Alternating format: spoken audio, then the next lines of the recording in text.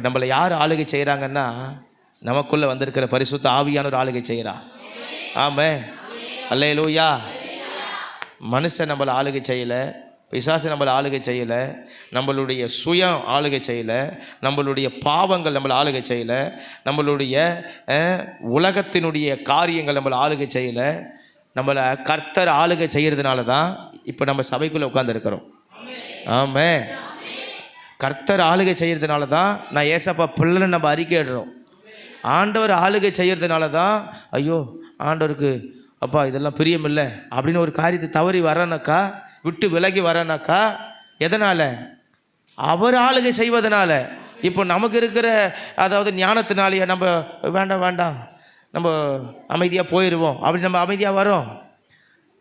தேவனுக்கு பிரியமில்லாதது நம்ம கர்த்தருடைய பிள்ளைங்க வேண்டாம் அப்படி நம்ம விட்டு கொடுத்து வரமே. எதனால்? அவர் ஆளுகை செய்வதனால. அவர் நமக்குள்ள ஆளுகை செய்கிறார், உள்ளத்தில் பேசுவார். வேண்டாம் இந்த இடத்த நிற்காத, போயிடு, வேண்டாம் இதை சொல்லாத, வேண்டாம் இதை செய்யாத, வேண்டாம் இதை பேசாத. இது யாருடைய ஆளுகை? ஆண்டவருடைய ஆளுகை. ஆமென், ஆமென், ஆமென், ஸ்தோத்திரம். அப்போ ஆண்டவராகிய இயேசு கிறிஸ்து ஏன் பிறந்தார்? அவர் நம்மை ஆளுகை செய்ய பிறந்தார்.